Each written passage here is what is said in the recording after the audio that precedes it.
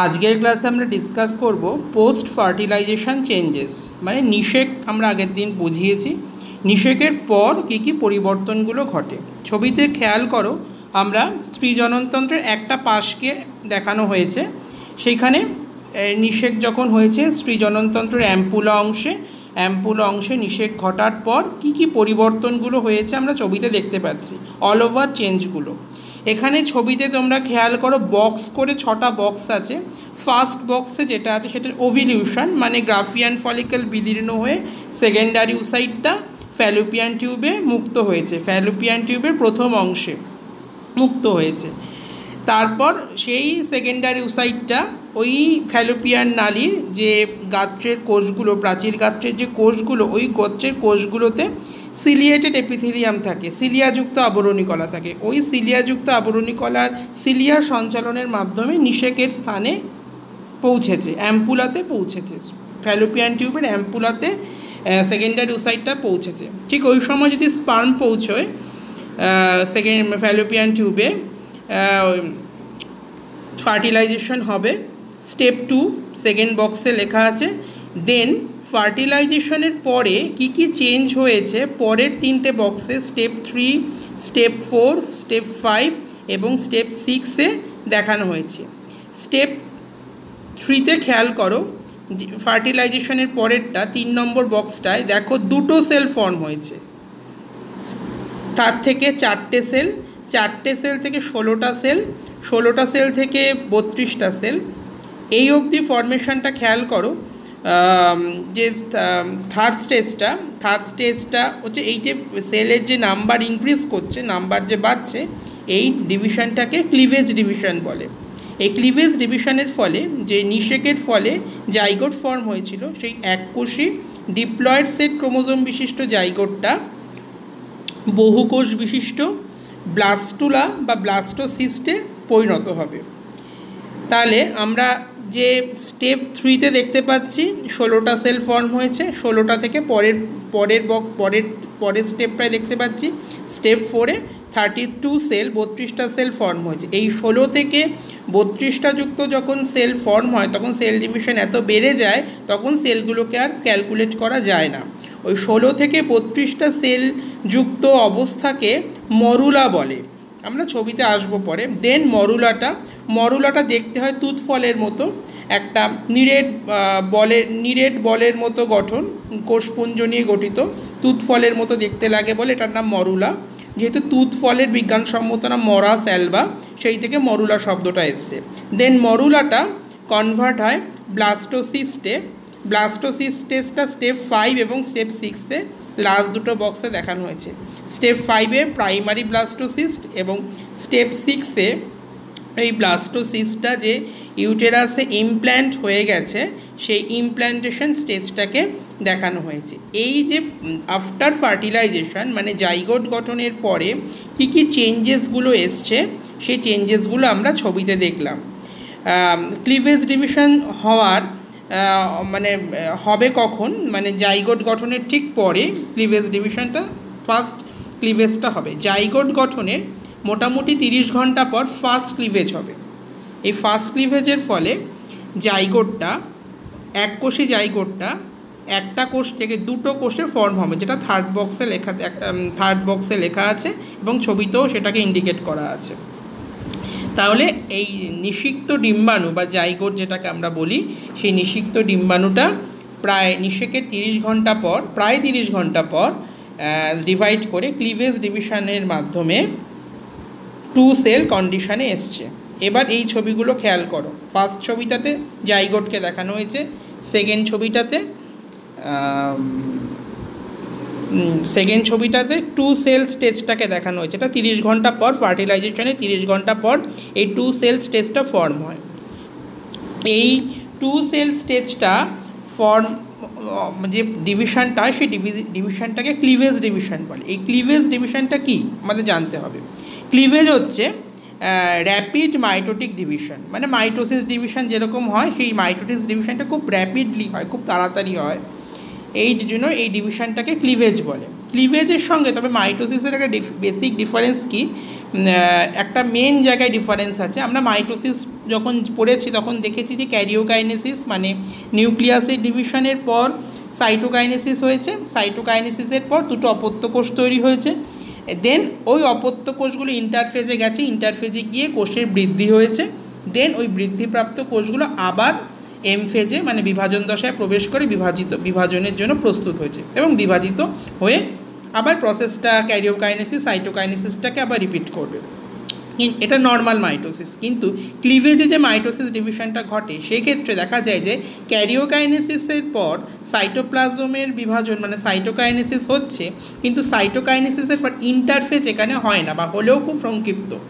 Interphase হয় না বলে সেলগুলো কিন্তু আকারে বৃদ্ধি পায় না। দেখো যে স্টেপ বাই স্টেপ সেলগুলো, যত সেলের সংখ্যা বৃদ্ধি হয়েছে সেলের নাম্বার বেড়েছে কিন্তু সেল কিন্তু ভলিউমে বাড়েনি। মানে ক্লিভেজ যে ডিভিশনটায় সেখানে ইন্টারফেস দশাটা খুব সংক্ষিপ্ত।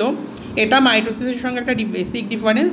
আরেকটা ডিফারেন্স এই কারণে, সংক্ষিপ্ত হওয়ার কারণে এখানে সেলের ভলিউম বাড়ে না, যে কারণে নিউক্লিয়ার আর সাইটোপ্লাজমিক যে রেশিওটা সেটা কিন্তু বেড়ে যায়। নিউক্লিয়াসের সংখ্যা সাইটোপ্লাজমের অনুপাতে বৃদ্ধি পায়, যেটা নর্মাল মাইটোসিস ডিভিশনে কী হয়, নিউক্লিয়াস আর সাইটোপ্লাজমের রেশিওটা সমান থাকে। কিন্তু ক্লিভেজ যে মাইটোটিক ডিভিশনটা সেখানে নিউক্লিয়ার আর সাইটোপ্লাজমিক রেশিওটা বেড়ে যায়, কারণ এখানে ইন্টারফেস দশাটা বলতে অনুপস্থিত বা একদম সংক্ষিপ্ত। এছাড়া আরও একটা আর এটাই মেন ডিফারেন্স। আরও যে ডিফারেন্সটা আছে, ক্লিভেজের ফলে যে অসংখ্য অপত্য কোষগুলো তৈরি হয়েছে সেই অপত্য কোষগুলোকে আমরা ব্লাস্টোমিয়ার বলবো, আর মাইটোসিসের ক্ষেত্রে আমরা জেনেছি অপত্য কোষ বা ডটার সেল। যাই হোক, এখানে ক্লিভেজ ডিভিশনের মাধ্যমেই এককোষী জাইগোটটার কী কী চেঞ্জ হয়েছে আমরা ছবিতে দেখতে পাচ্ছি।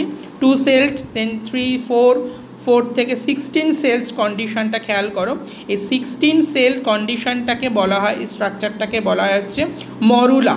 মরুলাটা দেখতে কেমন, 16 থেকে 32টা কোষযুক্ত যে অবস্থাটা গঠিত হবে ফ্যালোপিয়ান টিউবের একদম, যখন ফ্যালোপিয়ান টিউবটা জরায়ুতে এন্ট্রি নিচ্ছে, ফ্যালোপিয়ান টিউব বা জরায়ুর একদম সংলগ্ন স্থানে ওই মরুলা কন্ডিশনটা তৈরি হবে, মানে 16 থেকে 32 সেল যে কন্ডিশনটা সেটা তৈরি হবে। দেন এই স্টেজটাকে মরুলা বলে। মরুলা সেলগুলো দেখতে তুঁতফলের মতো এবং কোষগুলো খুব নিরেট বল সদৃশ একটা গঠন, বলের ন্যায় গঠন, তুঁতফলের ন্যায় গঠন বলে এটাকে। মরাস অ্যালবা তুঁতফলের নাম অনুযায়ী এটাকে, এই স্ট্রাকচারটাকে, এই 16 থেকে 32 সেল যুক্ত যে স্ট্রাকচারটা ফর্ম হলো ফ্যালোপিয়ান টিউব এবং ইউটেরাসের সংলগ্ন স্থানে, সেই স্ট্রাকচারটাকে মরুলা বলে। তাহলে মরুলা স্ট্রাকচারাল ফিচার্সটা কি, তুঁতফল সদৃশ নিরেট বলের ন্যায় গঠন এবং কোষগুলোকে ব্লাস্টোমিয়ার বলে, কারণ ব্লাস্টোমিয়ার কোষসমূহগুলো নিরেট বলের ন্যায় দেখতে, তুঁতফলের সদৃশ একটা গঠন। এবং খেয়াল করো ব্ল্যাক বর্ডারে দেখানো হয়েছে, এটা কিন্তু এই যে লেয়ারটা, এই লেয়ারটা হচ্ছে ডিম্বাণুর একটা আবরণ, যেই আবরণটার নাম আমরা নিষেকের সময় পড়েছি। এই আবরণটাকে বলা হয়েছে জোনা পেলুসিডা। মরুলার গঠনে এই জোনা পেলুসিডা স্ট্রাকচারটা ইনট্যাক্ট থাকে, মানে থাকে। এরপরে যখন মরুলা থেকে আস্তে আস্তে পরের স্টেজটায় আসবে তখন কিন্তু এই জোনা পেলুসিডাটা আস্তে আস্তে নষ্ট হয়, দেন আলটিমেটলি পুরোটাই অবলুপ্ত হয়ে যায়। তাহলে আমরা মরুলার যে গঠনগত বৈশিষ্ট্য সেটা বুঝলাম, যে তুঁতফল সদৃশ নিরেট বলের ন্যায় গঠন। এটা নিষেকে মোটামুটি ধরো 96 ঘন্টা পর, মানে 4 দিনের মাথায়, নিষেক হয়ে যাওয়া 4 দিনের মাথায় এই 16 থেকে 32টা কোষযুক্ত মরুলা গঠনটা তৈরি হয়। নিষেক যে টাইমে হবে তার থেকে ক্যালকুলেট করলে প্রায় 96 আওয়ার্স পর এই মরুলা গঠনটা তৈরি হবে। দেন এই মরুলাটা যে পরের যে স্ট্রাকচারটা, মরুলার যে পরের যে স্ট্রাকচার, সেই স্ট্রাকচারে কনভার্ট হবে। মরুলাটা দেন আস্তে আস্তে মরুলার যে কোষগুলোর কিছুটা স্ট্রাকচারাল চেঞ্জ হবে। কী কী স্ট্রাকচারাল চেঞ্জ হবে? এই মরুলার যে বাইরের দিকে যে কোষগুলো আছে, এই বাইরের দিকের কোষগুলো এবং ভেতরের দিকে যে কোষগুলো আছে, এরা পরস্পর থেকে বিচ্ছিন্ন হতে শুরু করবে।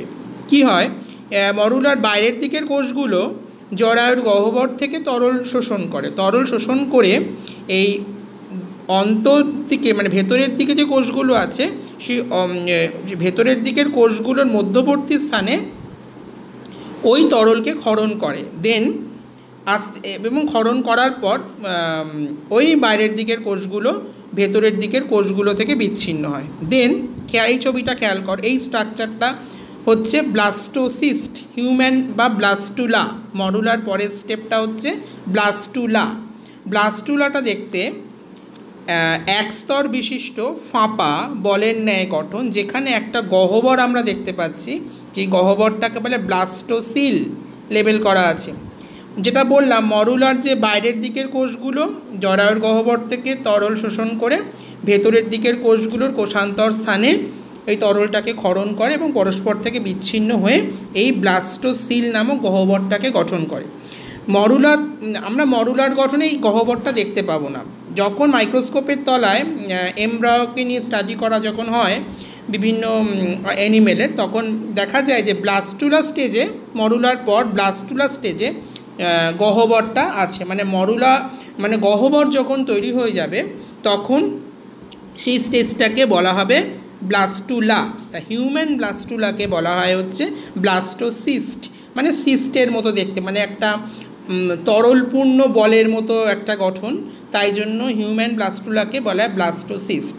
তাহলে ব্লাস্টুলার গঠনটা আমরা ভালো করে খেয়াল করব। মরুলার গঠনটা যেমন পড়লাম, ব্লাস্টুলার ক্ষেত্রে দেখো আর জোনা পেলুসিডা নেই, বাইরের দিকের স্তরটা নেই, এবং ব্লাস্টুলার বাইরের দিকের কোষগুলো একটু চ্যাপ্টা আকৃতির কোষ। এই বাইরের দিকের কোষগুলোকে বলা হয় হচ্ছে ট্রোফোব্লাস্ট বা ট্রোফোএক্টোডার্ম, এবং ভেতরের দিকের বহুভুজাকৃতি যে কোষগুলো, সেই কোষগুলোকে বলা হয় হচ্ছে এমব্রায়োব্লাস্ট। এমব্রায়োব্লাস্ট বলে এই কারণেই, এই ভেতরের দিকের কোষপুঞ্জগুলো থেকেই কিন্তু এমব্রায়ো গঠন শুরু হয়। আর ট্রোফোব্লাস্ট লেয়ারটা প্লাসেন্টা গঠনে অংশগ্রহণ করে, মানে জরায়ুর গাত্র থেকে পুষ্টি সংগ্রহ করে যেটা বৃদ্ধিপ্রাপ্ত ভ্রূণকে সরবরাহ করে। তাহলে ব্লাস্টুলার বাইরের দিকের স্ট্রাকচারটা কি, বাইরের দিকের কোষগুলোকে বলে ট্রোফোব্লাস্ট এবং ভেতরের দিকের কোষগুলোকে বলে এমব্রায়োব্লাস্ট। এবং এমব্রায়োব্লাস্টটা কিন্তু পুরো ব্লাস্টুলা জুড়ে থাকে না, খেয়াল করো ছবিতে। এই ব্লাস্টুলাটা কিন্তু যে কোনো একটা দিকে থাকে, কোষের যে কোনো একটা মেরুর দিকে থাকে। তা যেদিকে যে মেরুর দিকে এমব্রায়োব্লাস্ট থাকে, মানে ভেতরের দিকের কোষপুঞ্জগুলো থাকে, সেই দিকের একটা পোল তৈরি হয়, আর তার অপোজিট দিকে আর একটা পোল তৈরি হয়। যেই দিকে এমব্রায়োব্লাস্ট থাকে সেই পোলটাকে বলা হয়েছে এমব্রায়োনিক পোল, মানে যেহেতু এমব্রায়োব্লাস্টগুলোই এমব্রায়ো ফর্ম করবে। দেন যেদিকে থাকে না, এমব্রায়োব্লাস্টগুলো থাকে না, ব্লাস্টোসিলটাই দেখতে পাচ্ছি ছবিতে আমরা, সেই পোলটাকে বলা হয় হচ্ছে অ্যাব এমব্রায়োনিক পোল। তাহলে ব্লাস্টুলার গঠন মোটামুটি নিষেকের 4 দিনের মাথায় মরুলা ফর্ম হচ্ছে, আর 6 দিনের মাথায় ব্লাস্টুলা বা ব্লাস্টোসিস্ট ফর্ম হচ্ছে। তাহলে ব্লাস্টুলার কী গঠনগত বৈশিষ্ট্য আমরা দেখলাম, যে বাইরের দিকের কোষগুলো ট্রোফোব্লাস্ট, ভেতরের দিকের কোষগুলো এমব্রায়োব্লাস্ট, যে কোনো একদিকে থাকে, দুটো মেরু, এমব্রায়োব্লাস্টের দিকের মেরুটাকে বলা হয় হচ্ছে এমব্রায়োনিক পোল, এবং যেদিকে এমব্রায়োব্লাস্ট থাকে না অ্যাব এমব্রায়োনিক পোল সেই দিকটা, এবং যেটা মেন ইম্পর্টেন্ট জায়গা সেটা হচ্ছে একটা তরলপূর্ণ গহ্বর। যেই তরলপূর্ণ গহ্বরটা ব্লাস্টুলার একটা ইম্পর্টেন্ট ফিচার। এই তরলপূর্ণ গহ্বরটাকে বলা হয় হচ্ছে ব্লাস্টোসিল। তোমরা ব্লাস্টুলার স্ট্রাকচারটা ভালো করে প্র্যাকটিস করবে, এটা কিন্তু ছবিটা চিনে রাখো, এটা কিন্তু তোমাদের স্পটিংয়ে আইডেন্টিফিকেশানের সিলেবাসে প্র্যাকটিক্যালে আছে। এই ব্লাস্টুলা স্টেজটা 6 দিনের মাথায়, নিষেকের পর 6 দিনের মাথায় গঠিত হয়। দেন এই ব্লাস্টুলা বা ব্লাস্টোসিস্ট দশাতেই ভ্রূণ ব্লাস্টোসিস্ট বা ব্লাস্টুলা দশাতেই জরায়ুর এন্ডোমেট্রিয়াম যে স্তরটা পড়িয়েছিলাম স্ত্রী জননতন্ত্রের, এই এন্ডোমেট্রিয়াম স্তরে ইমপ্ল্যান্ট হয়, মানে গেঁথে যায় বা রোপিত হয়। জরায়ুতে 3টে স্তর থাকে, সেই 3টে স্তরের মধ্যে যে একদম ভেতরের যে স্তরটা ছিল গ্রন্থিময় কলা নিয়ে গঠিত, প্রচুর গ্ল্যান্ড ছিল এবং প্রচুর রক্তবাহ নিয়ে গঠিত যে স্তরটা, ভেতরের দিকের যে স্তরটা, সেই স্তরটাকে বলা হয় হচ্ছে এন্ডোমেট্রিয়াম। এই এন্ডোমেট্রিয়াম স্তরেই ব্লাস্টোসিস্ট বা ব্লাস্টুলা দশায় ইমপ্ল্যান্টেশন বা রোপণ ঘটে। এই রোপণটা স্টার্ট হয় ব্লাস্টুলা গঠনের পর, দেন প্রায় 6 থেকে 7 দিন টাইম লাগে এই রোপণ ব্যাপারটা কমপ্লিট হতে। টোটাল ফার্টিলাইজেশন হয়ে যাওয়ার 12 দিনের মাথায়, 12 থেকে 13 দিন পর রোপণ বা ইমপ্ল্যান্টেশনটা কমপ্লিট হয়। এবার আমরা পড়ব কীভাবে ব্লাস্টুলাটা ইমপ্ল্যান্টেশন হয় ইউটেরাসে। ছবি দেখো, ছবিতে আমরা লাল যে অংশটা, যে কোষগুলো দেখানো হয়েছে, সেগুলো হচ্ছে জরায়ুর এন্ডোমেট্রিয়াম স্তরকে দেখানো হয়েছে। এবং খেয়াল করো ব্লাস্টুলা স্টেজটা কিভাবে ইমপ্ল্যান্টেশন হয়েছে। ফার্টিলাইজেশনের পরে 6 থেকে 7 দিনের মাথায় ব্লাস্টুলা গঠন সম্পূর্ণ হওয়ার পর এই ইমপ্ল্যান্টেশনটা স্টার্ট হয় এবং টোটাল 12 ডেজ, 12 দিন হয়ে গেলে এই ইমপ্ল্যান্টেশন ঘটনাটা কমপ্লিট হয়। আমরা যখন ডিম্বাশয়ের গঠন পড়িয়েছিলাম তখন বলেছিলাম, যখন 14তম দিনে মানে মেনস্ট্রুয়াল সার্কেলের 14তম দিনে যখন গ্রাফিয়ান ফলিকল বিদীর্ণ করে ওভিলিউশনের ফলে সেকেন্ডারি ওসাইটটা নির্গত হয় ফ্যালোপিয়ান টিউবে, দেন নির্গত হয়ে যাওয়ার পর এই গ্রাফিয়ান ফলিকলটা একটা হলুদ বর্ণের গ্রন্থিতে পরিণত হয়। সেই হলুদ বর্ণের গ্রন্থিটার নাম হচ্ছে কর্পাস লিউটিয়াম। গ্রাফিয়ান ফলিকলের পরের স্টেজ মোটামুটি 16 দিনের পর থেকে, মেনস্ট্রুয়াল সার্কেলের 16 দিনের পর থেকে, 16তম দিনের পর থেকে কর্পাস লিউটিয়াম গঠনটা শুরু হয়। দেন 23 থেকে 24তম দিনের মাথায় এটা কমপ্লিট হয়ে যায়। নিষেক যদি ঘটে তাহলে এই কর্পাস লিউটিয়াম স্ট্রাকচারটা কিন্তু একদম ইনট্যাক্ট থাকে, অটুট থাকবে ওই 280 দিন, 40 উইকস কিন্তু থাকবে। আর যদি নিষেক না ঘটে সেটা ডিজেনারেট হয়ে যাবে, কর্পাস অ্যালবিকান্সে কনভার্ট হবে। সেটা আমরা ডিম্বাশয় গঠনে পড়েছি। কেন হয়? এই কর্পাস লিউটিয়াম থেকে একটা ইম্পর্টেন্ট হরমোন খরিত হয়, সেই হরমোনটার নাম হচ্ছে প্রোজেস্টেরন। ডিম্বাশয়ের যে কর্পাস লিউটিয়াম গ্ল্যান্ডটা, হলুদ বর্ণের গ্ল্যান্ডটা থেকে একটা ইম্পর্টেন্ট হরমোন প্রোজেস্টেরন খরিত হয়। এই প্রোজেস্টেরন হরমোনটা কিন্তু ইমপ্ল্যান্টেশনের জন্য, মানে ব্লাস্টোসিস্টের জরায়ুর এন্ডোমেট্রিয়ামে ইমপ্ল্যান্টেশনের জন্য খুব গুরুত্বপূর্ণ। এটা প্রোজেস্টেরনের একটা প্রধান কাজ, ভ্রূণকে জরায়ুর এন্ডোমেট্রিয়ামে রোপিত করে। তাহলে ইমপ্ল্যান্টেশন হতে গেলে জরায়ুর যে এন্ডোমেট্রিয়াম স্তরটা আছে সেইটাকে কিন্তু একদম উপযুক্ত থাকতে হবে, যাতে এই ব্লাস্টোসিস্টে ইমপ্ল্যান্ট হয়ে বৃদ্ধি পায়, ভ্রূণ গঠন করে, দেন ফিটাসের পর শিশু পরিণত শিশু হিসেবে জন্মগ্রহণ করে।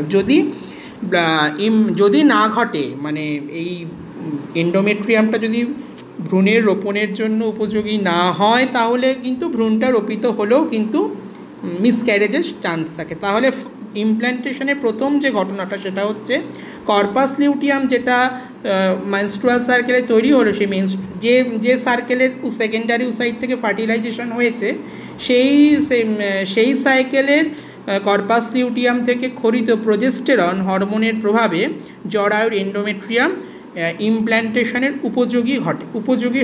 উপযুক্ত হয়।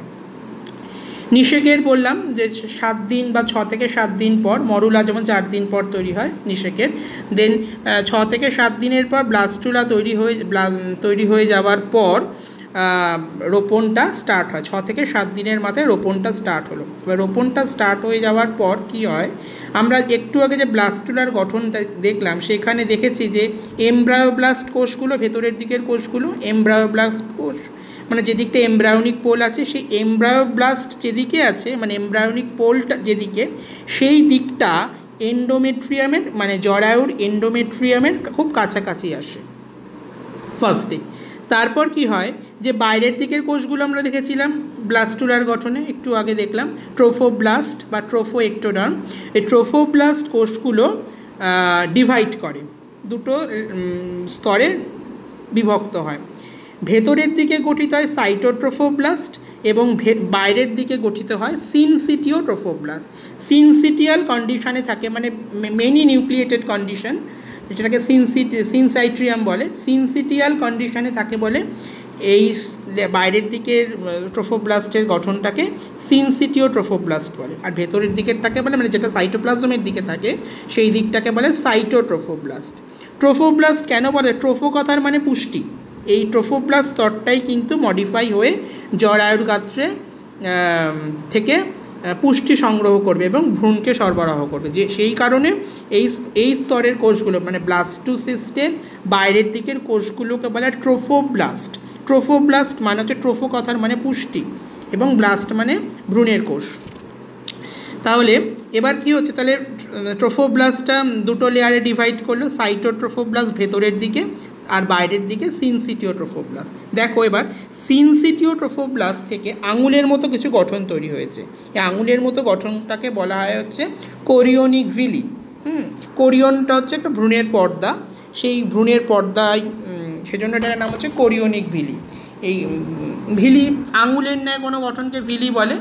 ভিলাস মানে ফিঙ্গার লাইক প্রজেকশন, সেই থেকে এই টার্মটা এসছে কোরিওনিক ভিলি। আর ভ্রূণের কোরিয়নের সঙ্গে এই আঙুলের ন্যায় প্রবর্ধকটার একটা অ্যাটাচমেন্ট থাকে বলে তাই জন্য এই আঙুলের ন্যায় প্রবর্ধকগুলোকে বলা হয় হচ্ছে কোরিওনিক ভিলি। তাহলে ট্রোফোব্লাস্টের সিনসিটিও ট্রোফোব্লাস্ট যেটা বাইরের দিকে আছে সেইটা আঙুলের ন্যায় প্রবর্ধক গঠন করে, যেটাকে বলা হয় হচ্ছে কোরিওনিক ভিলি।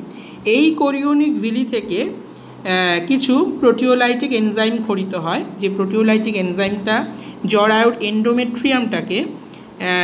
এন্ডোমেট্রিয়ামের কিছু অংশকে পাচিত করে, মানে ক্ষয় করে, যার ফলে ক্ষয় হওয়া মানে একটা কি বলবো একটা ক্যাভিটি লাইক স্ট্রাকচার, মানে একটা গর্তের মতো একটা গঠন তৈরি করে, যার ফলে ওই ফিঙ্গার লাইক প্রজেকশনটা ভেতরের দিকে প্রবেশ করতে পারবে। তাহলে প্রোটিওলাইটিক এনজাইম খরিত হলো সিনসিটিও ট্রোফোব্লাস্ট থেকে, যার ফলে জরায়ুর এন্ডোমেট্রিয়ামের কিছু সীমিত অঞ্চলের মধ্যে, যেটুকু অঞ্চলের মধ্যে কোরিওনিক ভিলি ফর্ম হবে সেইটুকু অঞ্চলের মধ্যে একটা ইরোশন বা ক্ষয় হবে, যার ফলে কোরিওনিক ভিলিগুলো জরায়ুর গাত্রে আরও গভীরভাবে প্রবেশ করতে পারবে। দেন গভীরভাবে প্রবেশ করার পর এটা তার মানে জরায়ুর এন্ডোমেট্রিয়াম স্তরে গভীরভাবে নিজেকে গেঁথে ফেললো, রোপিত হয়ে গেল। এই টোটাল ব্যাপারটা 12 থেকে 14 দিনের মাথায় কমপ্লিট হয়ে গেল। বাইরে একটা স্ট্রাকচার দেখানো হয়েছে, তারপরে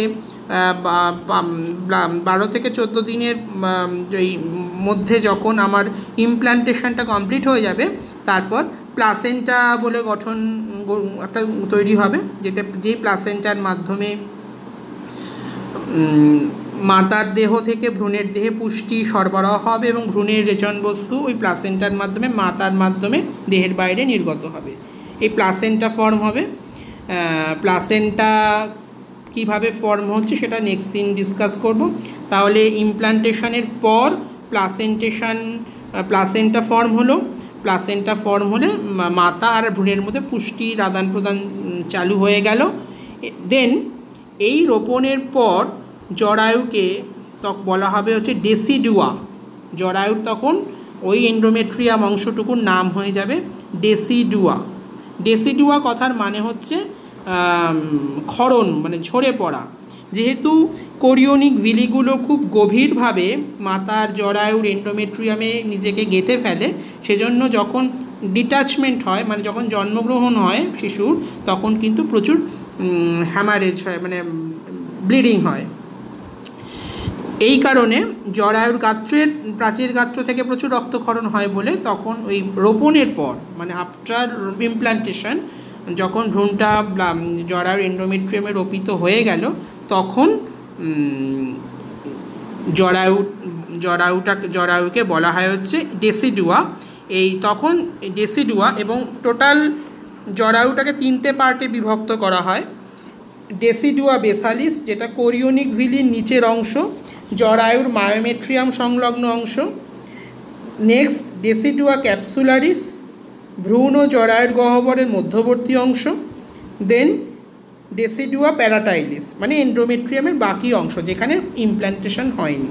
তাহলে ইমপ্ল্যান্টেশনের পর জরায়ুকে আমরা ডেসিডুয়া বলবো, এবং জরায়ুর অংশকে তিনটে ভাগে ভাগ করব।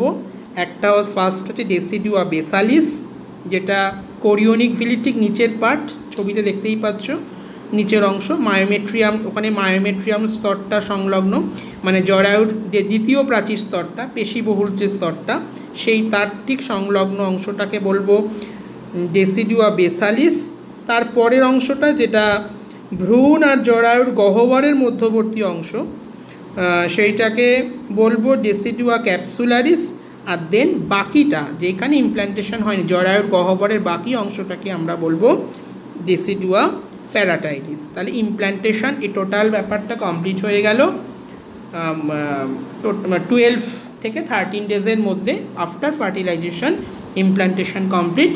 ব্লাস্টোসিস স্টেজে জরায়ু এন্ডোমেট্রিয়াম স্তরে ভ্রূণ ইমপ্ল্যান্টেড হয়, এবং দেন ব্লাস্টোসিস্টের যে পরের স্টেজটা, সেই স্টেজটাকে বলে গ্যাস্ট্রুলা। এই ব্লাস্টোসিস্ট যেমন আমরা দেখলাম ছবিতে, একটা ফাঁপা বলের এক স্তর বিশিষ্ট কোষ নিয়ে গঠিত ফাঁপা বলের ন্যায় গঠন, যেখানে একটা তরলপূর্ণ গহ্বর আছে, ব্লাস্টোসিল। দেন এই ব্লাস্টুলাটাই আবার মডিফাই হয়ে গ্যাস্ট্রুলা গঠন করবে। গ্যাস্ট্রুলাতে আমরা তিনটে জার্ম লেয়ার দেখতে পারবো। আমরা যেহেতু ট্রিপ্লোব্লাস্টিক অ্যানিমেল, মানুষ যে ট্রিপ্লোব্লাস্টিক অ্যানিমেল, মানে তার তিনটে জার্ম স্তর থাকে, একটোডান, এন্ডোডান অ্যান্ড মেসোডান। তা এই গ্যাস্ট্রুলা স্টেজে, মানে রোপণের পর, ব্লাস্টুলা রোপণের পর গ্যাস্ট্রুলা স্টেজে তিনটে জার্ম লেয়ার তৈরি হয়।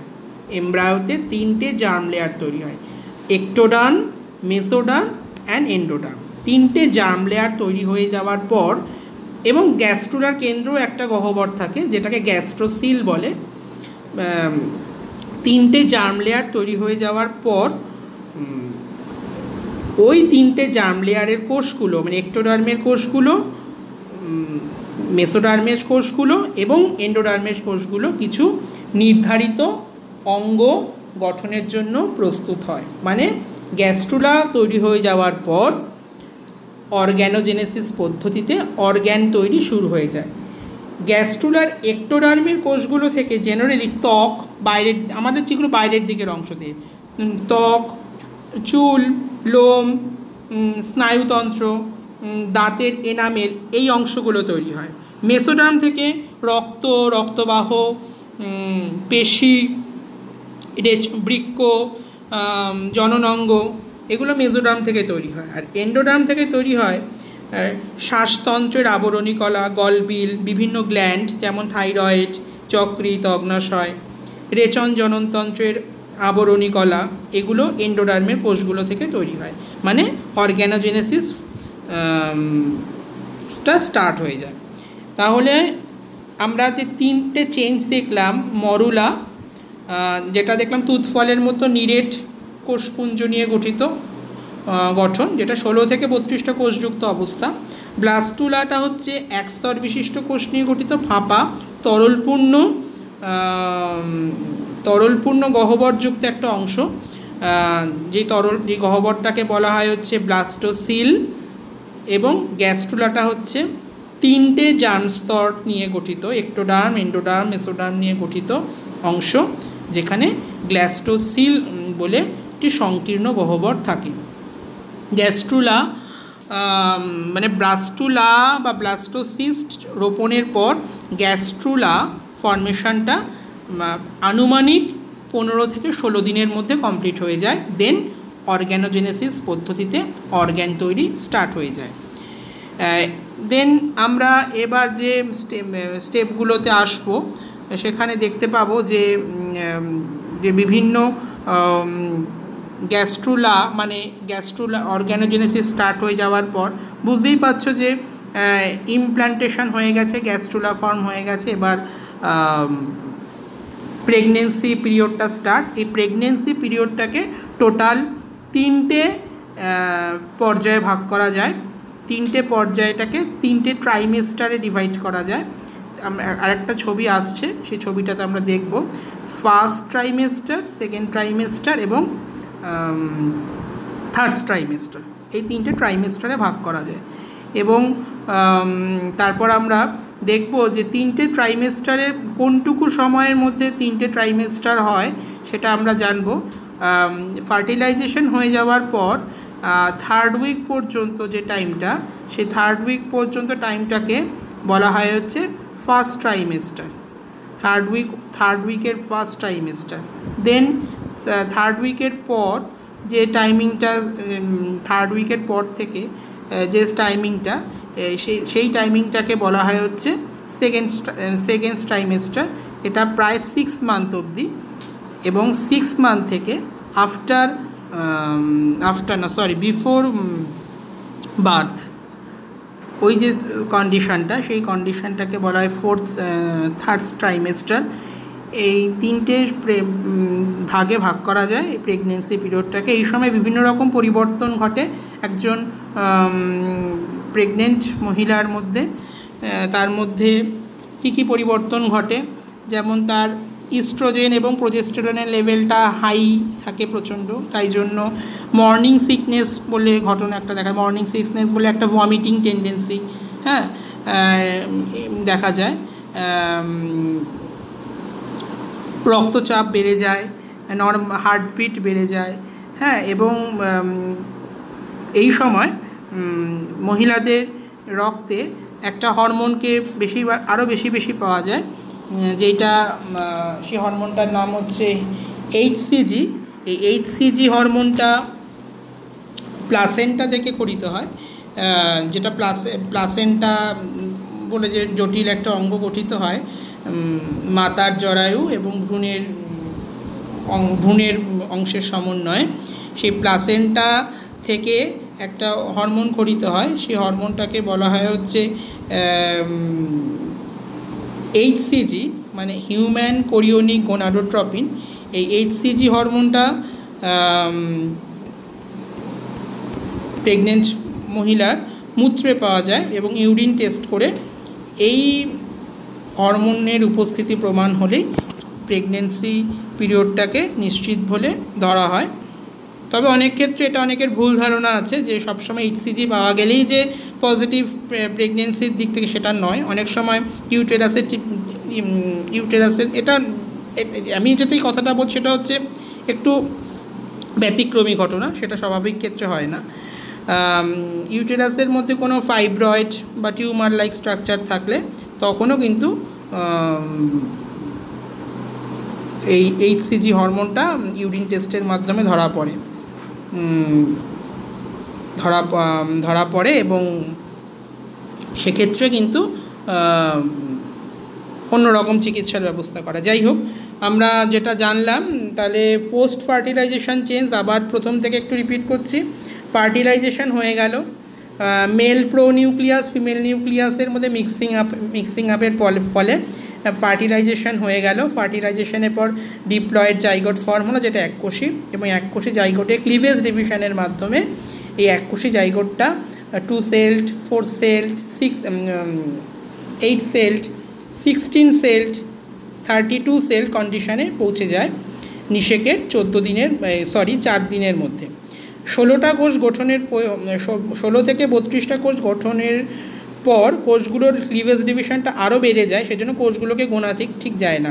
ওই 16 থেকে 32টা কোষযুক্ত গঠনটাকে মরুলা বলে, যেটা নিরেট বলের ন্যায় গঠন, তুৎফল সদৃশ গঠন। দেন মরুলার কোষগুলো আবার মডিফাই হয়ে কোষ বিভাজিত হয়ে ফাঁপা বলের ন্যায় গহ্বরযুক্ত, তরলপূর্ণ গহ্বরযুক্ত ব্লাস্টুলা বা ব্লাস্টোসিস্ট ফর্ম করে। ব্লাস্টুলা ফর্ম হয় নিষেকে 6 থেকে 7 দিনের পর। দেন ব্লাস্টুলাটা ত্রিস্তর বিশিষ্ট যে গঠনে পরিণত হয়, সেই গঠনটাকে বলা হয় হচ্ছে গ্যাস্ট্রুলা, যেখানে গ্যাস্ট্রুলা স্টেজে 3টে লেয়ার एक्टोडार्म, मेसोडार्म, एंडोडार्म গঠিত হয় এবং তিনটে স্তরের কোষগুলোই বিভিন্ন অঙ্গ তৈরির কাজে নিয়োজিত থাকে। এইখানে দেখো, এই ছবিটাতে খেয়াল করো, তিনটে ট্রাইমেস্টারকে দেখানো, 0 থেকে 2 উইক ফার্স্ট ট্রাইমেস্টার, 3 থেকে 8 উইক সেকেন্ড ট্রাইমেস্টার, দেন 9 উইক থেকে বিফোর বার্থ যে স্টেজটা সেটাকে বলা হয় হচ্ছে থার্ড ট্রাইমেস্টার। প্রথম স্টেজটাকে বলে জার্মিনাল স্টেজ, সেকেন্ড স্টেজটাকে বলে এমব্রায়োনিক স্টেজ যেটা সেকেন্ড ট্রাইমেস্টার, এবং তারপরে স্টেজটাকে বলে ফিটাল স্টেজ। মানে 8 উইকের পর 9th উইক থেকে এমব্রায়োকে বলা হয় ফিটাস। দেন এরপরে যে একটা ছবি আসবে খেয়াল করো, এটা হচ্ছে একটা ফুললি ম্যাচিউরড ফিটাস যেটা রেডি ফর বার্থ।